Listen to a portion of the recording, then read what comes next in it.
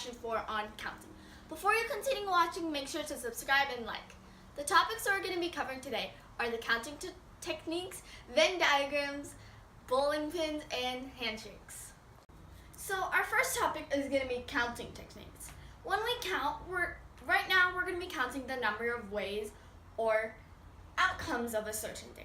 Not counting like 1, 2, 3, 4, 5, 6, like that.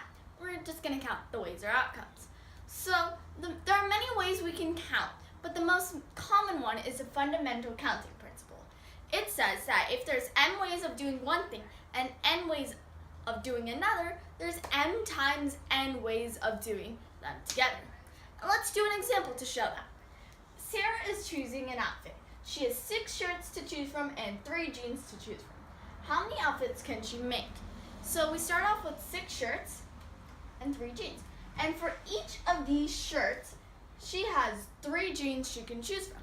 And since each is a keyword for multiplication, we do 3 times 6. And just to be sure, when we count them, we have 1, 2, 3, 4, 5, 6, 7, 8, 9, 10, 11, 12, 13, 14, 15, 16, 17, 18, which is our answer and is also 6 times 3. So now we're going to move on to Venn diagrams.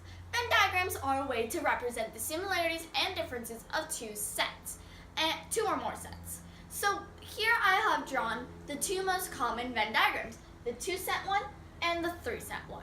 And in these, our sets are, for the 2 set one, x and y, and our 3 set one is x, y, and z. So first let's go on to union. What is union? Union is basically everything that covers it. So in this 2 set one, this entire thing would be, and a helpful tip is if you're doing x union y, you're going to first color all of the x and then first color all of y. And that is the union for a 2 set. A 3 set is a bit, I guess, more confusing, but it's the same concept. If we're doing x union y, we're going to first color everything in the x set and then everything in the y set. And everything that's shaded in purple here is the union of x and y. So now let's move on to intersection. Intersection is what overlaps. And let's first do the 2 sets.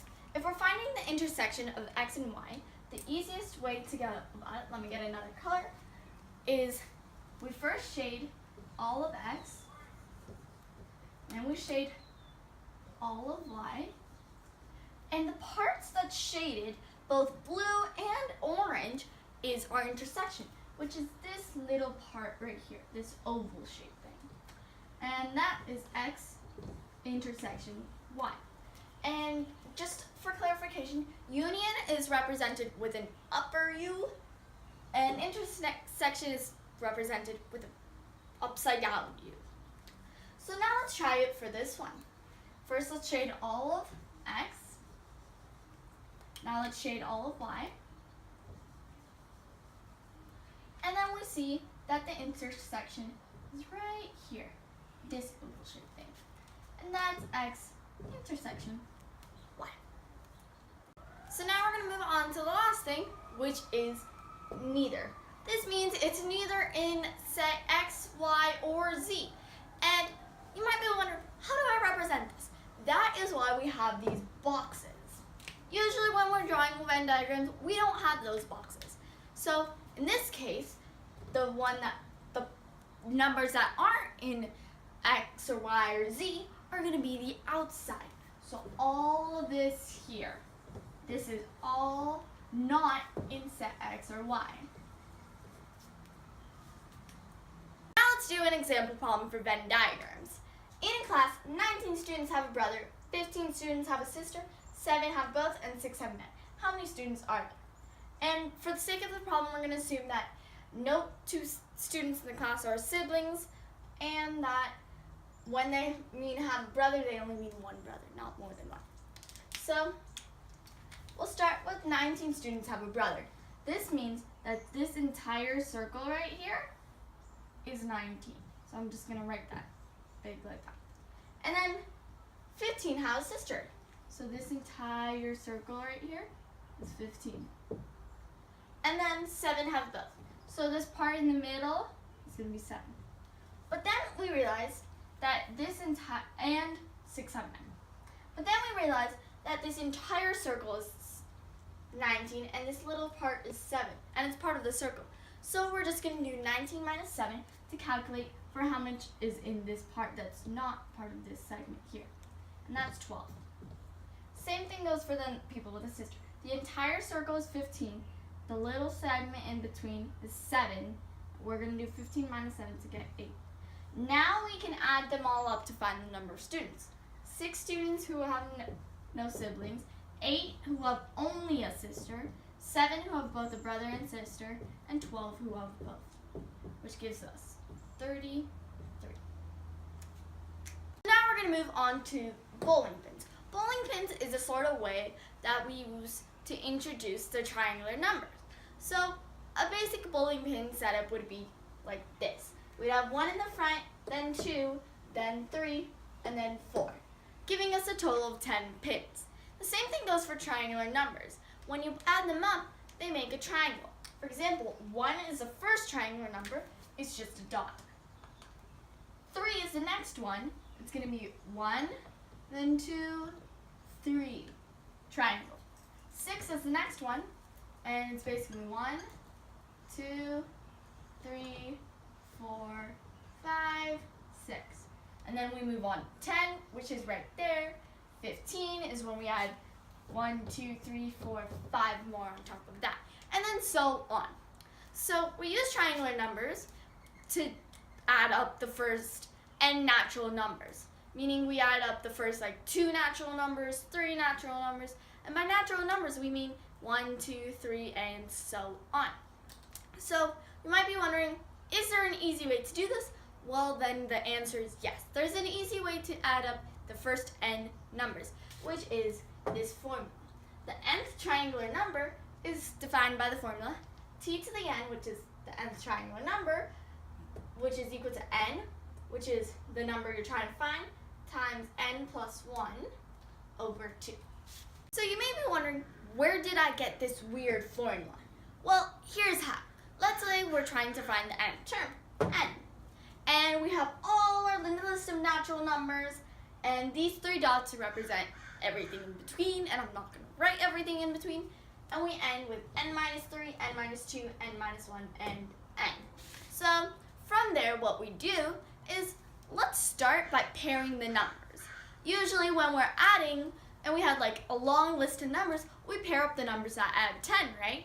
But in this case, we're going to pair up the biggest and the smallest, the second biggest and the second smallest, and so on, when they meet in the middle. So we're going to pair up 1 and n. We're going to pair up 2 and n minus 1, 3 and n minus 2, 4 and n minus 3. And what we do, we're going to start, and everything in between. And what we do, we're going to start by adding these. So n and n plus 1, well, n and 1 is n plus 1. N minus 1 and 2 is n plus 1. N minus 2 and 3 is n plus 1. N minus 3 and 4 is also n plus 1. So you notice they're all n plus 1s. And you might think, well, there's n numbers, and so we're going to multiply n plus 1 by n. Because for each n, there's another pair for it. So we're going to do that. And we get n times n plus 1. And we now might be wondering, where do I get that 2 from? It's because when we count each of these n, we count each one twice. For example, we count 1, and then we count n again. We count 2, and then we count n minus 1 again. So we're counting every pair twice. And this is the sum of all the pairs, because it's, yeah. So we're going to divide by 2. And that is where we get this formula. Now we're going to move on to handshakes. And you may be confused, what do I mean by handshake? So let's talk about a problem here. We have 7 people in a room. They shake hands or high-five each other. Each of them high-fives everyone else in the room.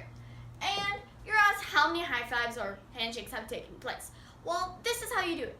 You have n is the number of people in the room, and then you substitute in the formula n times n minus 1 over 2. You maybe wonder, why do I have n minus 1, and why does that thing look familiar? It's because it's a variation of the one in the previous clip, which is where it's n plus 1, not n minus 1. So know the difference, because that may confuse you. Also, let's talk about how we get this formula. Let's say that's you, the one with the arrow, and you decided to high five everyone. So you're gonna high five everyone right there. And then you high five 6 people. So that's technically everyone but yourself, which is where we get n minus 1. The number of people minus 1. Now minus 1 is yourself, because you don't high five yourself, because that is clapping. And so then you notice that everyone is going to high five everyone but themselves. So we're going to do n times n minus 1. But then here's the trick part. Where do we get the divided by 2? Well, to every high five and handshake, there are 2 parts. There's this person and this person. So you have to divide by 2, because technically they've already high fived you, and they're not going to high five you a second time if they have to. They probably will, but in this problem they don't high five you a second time. So that's where the divided by 2 comes from. So let's actually do this problem. We have 7 people, so 7 times 7 minus 1, which is 6, over 2. Easy way is just make that a 3. 7 times 3 equals 21. Handshakes or high fives, which is our answer. Don't forget to subscribe and like. If you have any questions, you can email info@agoramathcircle.org or comment below and we'll reply back. Maybe. And if you want to see practice things or anything about us, you can visit our website, which is basically the end of the email but without the info and the end. So bye!